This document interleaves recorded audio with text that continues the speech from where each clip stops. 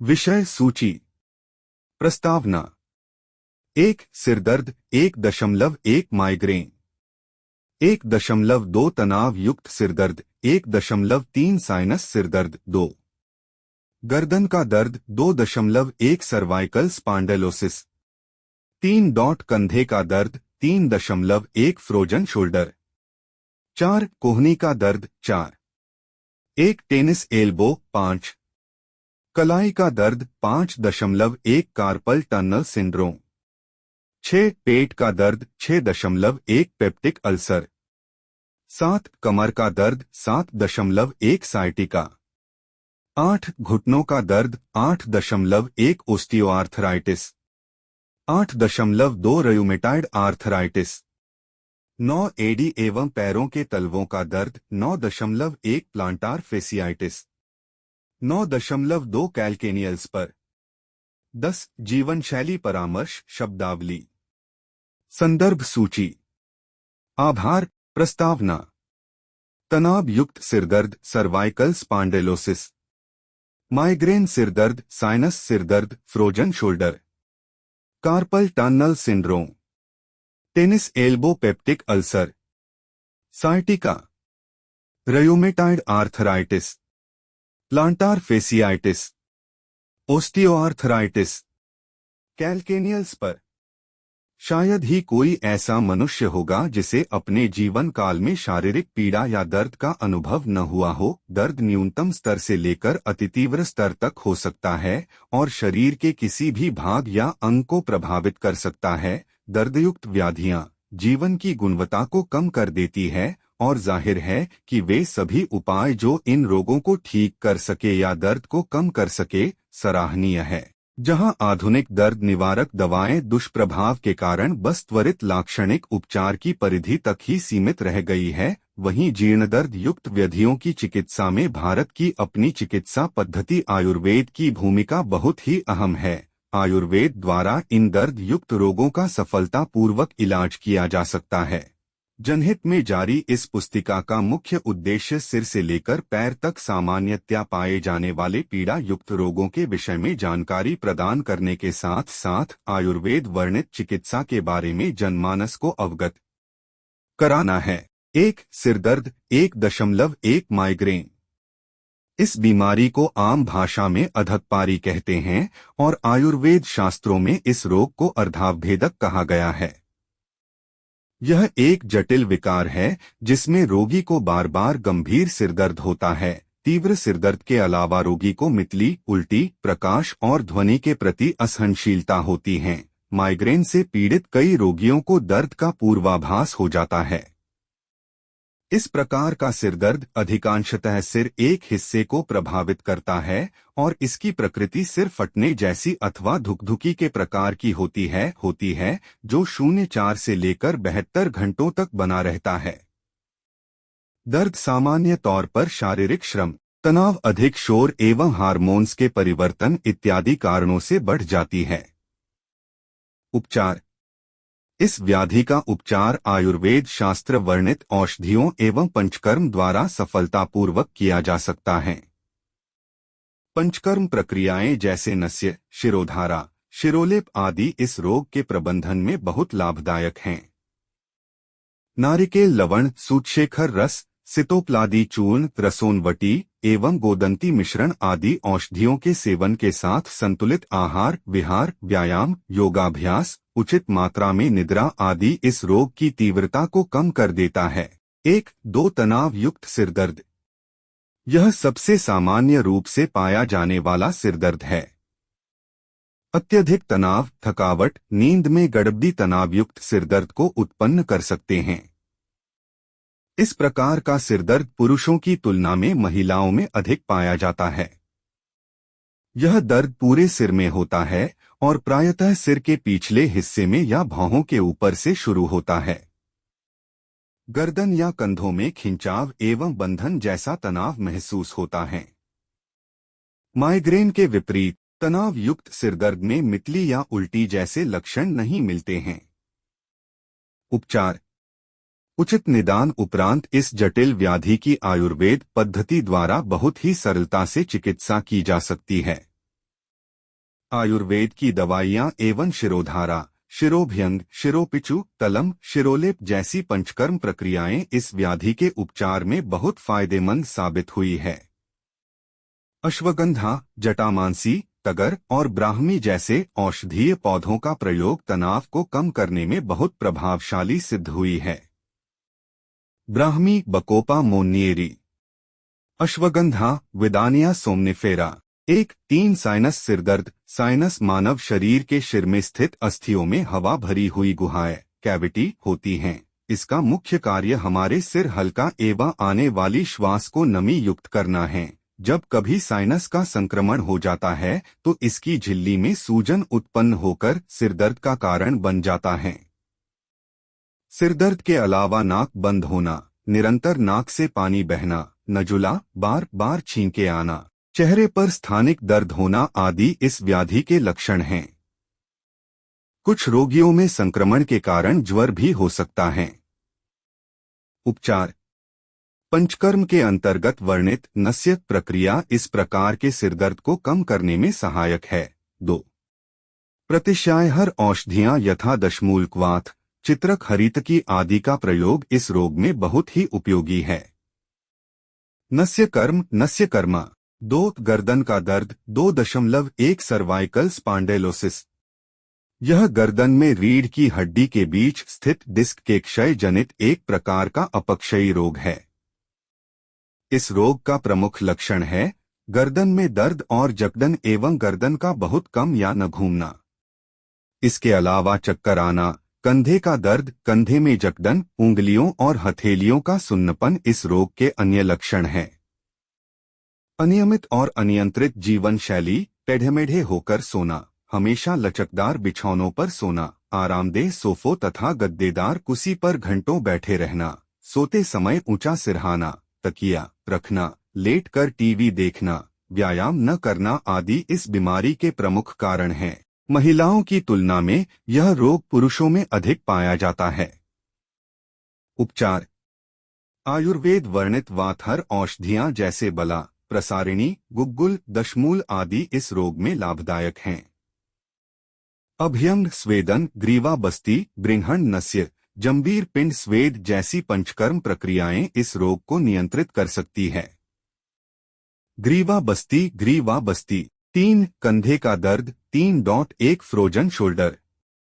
कंधे की संधि स्नायुपेशी आदि द्वारा निर्मित एक आवरण, कैप्सूल से ढकी रहती हैं। इसी आवरण में सूजन की वजह से कंधे में दर्द और जकड़न हो जाती है। धीरे धीरे यह कैप्सूल और सख्त हो जाता है एवं कंधे की गति में बाधा उत्पन्न कर देता है। यह अवस्था इतनी गंभीर हो जाती है कि कंधे की संधि को थोड़ा भी हिलाना मुश्किल होने लगता है। इसका मुख्य कारण है अधिक समय तक कंप्यूटर पर काम करना एवं व्यायाम की कमी। इस व्याधि में दर्द लंबे समय तक बना रहता है एवं रात के समय और ठंड से बढ़ जाता है। उपचार। इस व्याधि का वर्णन आयुर्वेद शास्त्रों में अवबाहुक या अपबाहुक के नाम से किया गया है।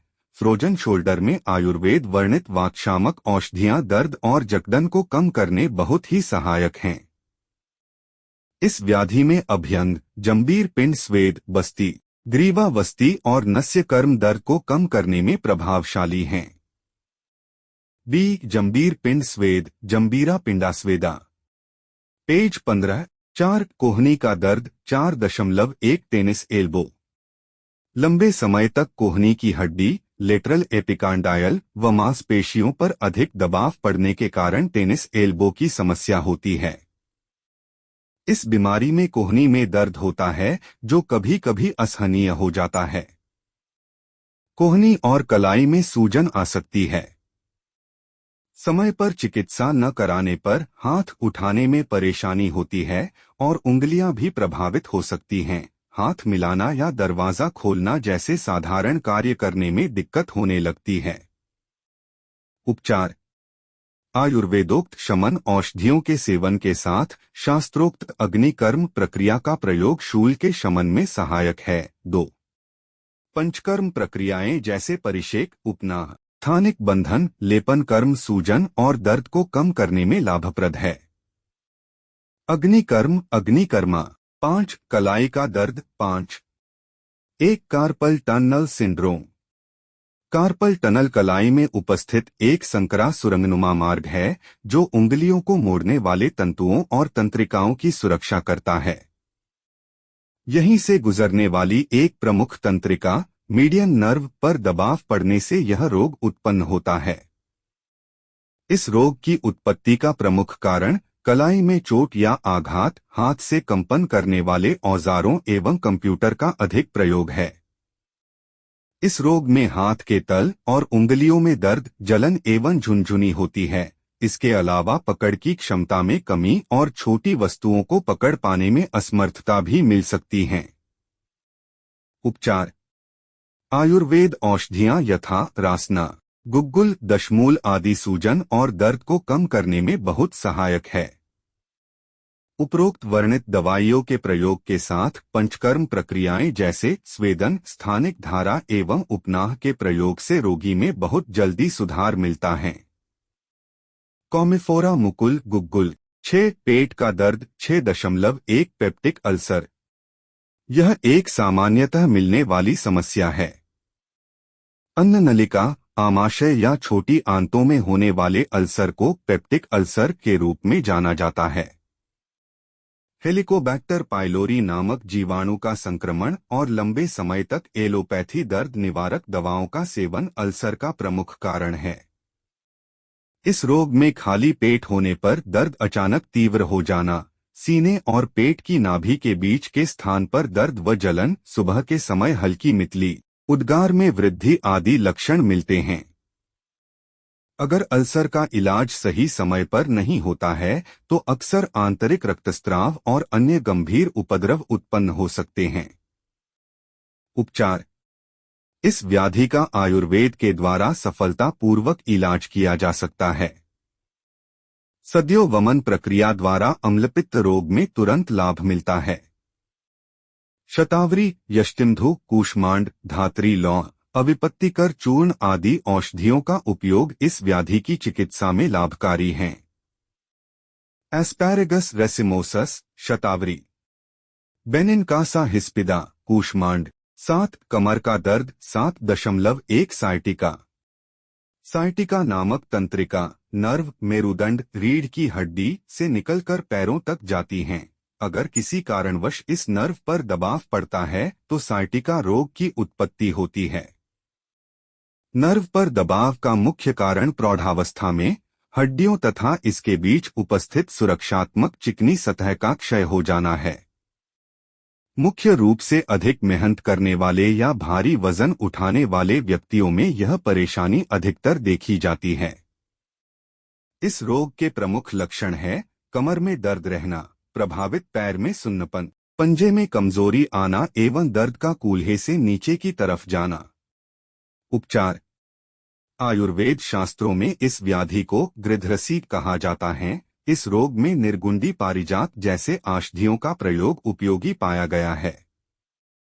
बस्ती कर्म, पत्रपिंड स्वेद एवं कटी बस्ती आदि पंचकर्म पद्धतियों का प्रयोग दर्द को कम करने में सहायक है।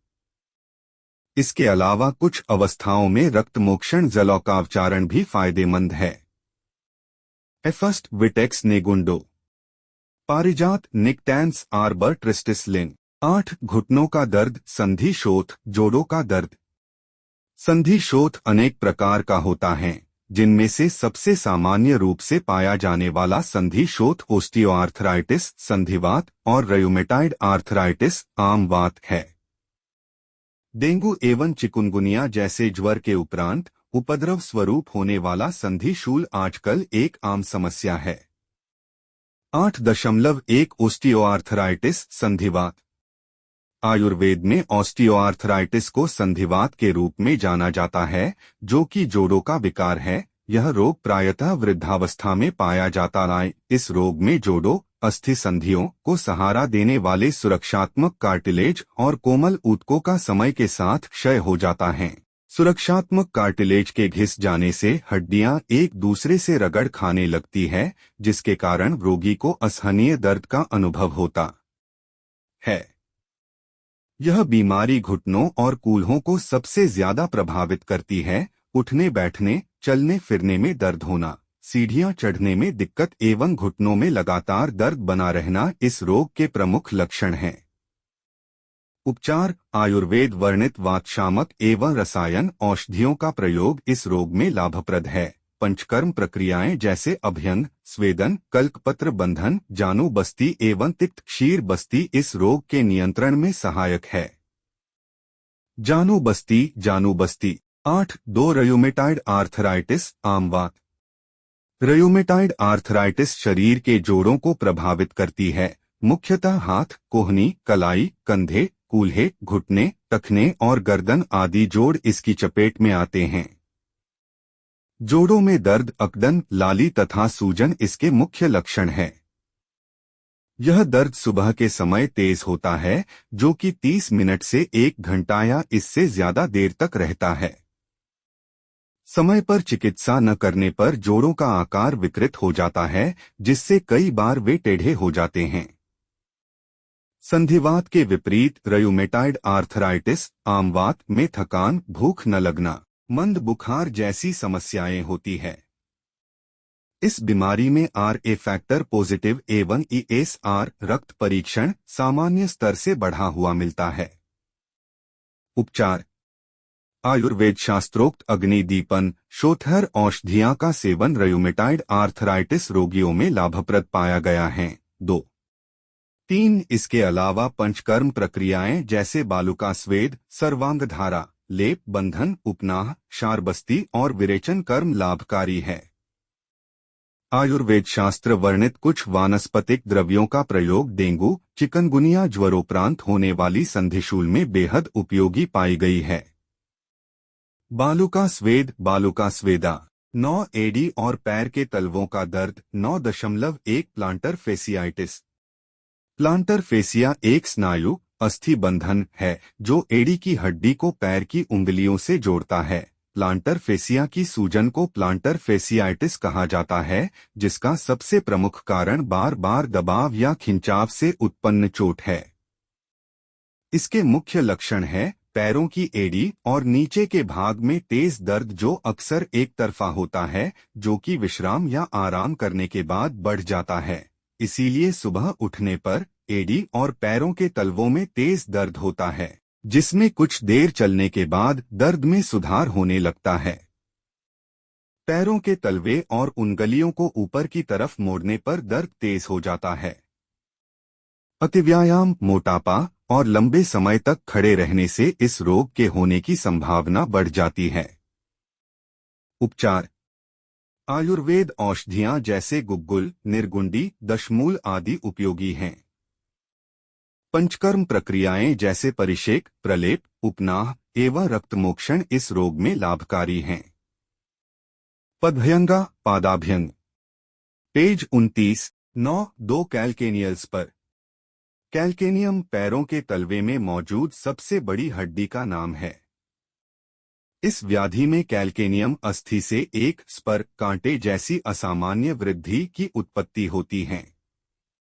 इसका मुख्य कारण है लगातार एड़ी पर निरंतर एवं आवश्यकता से अधिक दबाव पड़ना। इस दबाव के कारण धीरे धीरे एड़ी की हड्डी के नीचे कैल्शियम जमा होने लगता है और कैल्केनियल स्पर की उत्पत्ति होती है। मोटापे से ग्रसित और अक्सर ऊंची एड़ी के जूते पहनने वाले व्यक्ति इस रोग के शिकार होते हैं। इस रोग में एड़ी में दर्द की अनुभूति होती है, जिसकी तीव्रता विश्राम या आराम करने के बाद बढ़ जाती है। इसीलिए सुबह उठने पर एड़ी में तेज दर्द होता है। धीरे धीरे अधिक समय तक खड़े रहने और चलने फिरने में समस्या उत्पन्न होने लगती है। उपचार। व्यायाम, योगाभ्यास और नरम गद्देदार जूतों का प्रयोग। इष्टिका स्वेद, स्थानिक लेप, परिषेक, अग्निकर्म एवं श्रृंग अवचारण शूल को कम करने में बहुत ही उपयोगी है।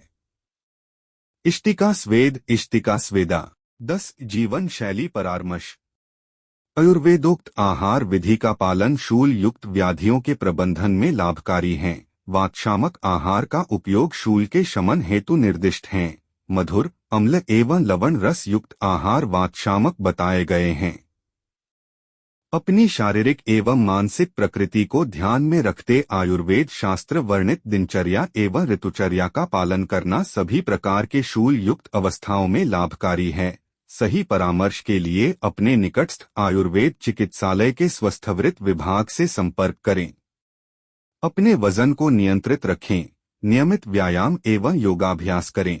आधुनिक अनुसंधान से यह बात सिद्ध हो चुकी है कि मोटापे से ग्रसित व्यक्ति शूल युक्त अवस्थाओं के जल्दी शिकार हो जाते हैं। 12 धूम्रपान, शराब आदि मादक पदार्थों का सेवन न करें। 3 से 4 मानसिक विश्रांति शूल प्रबंधन में बहुत महत्वपूर्ण स्थान रखता है। अधिक तनाव अवसाद शूल की तीव्रता को बढ़ा सकता है। -7 प्राणायाम एवं ध्यान का अभ्यास काफी हद तक मानसिक तनाव को कम करने में सहायक है। आयुर्वेद वर्णित सत्वावजय चिकित्सा के सिद्धांतों का अवलंबन कर शूल युक्त व्याधियों से मुक्ति पाई जा सकती है।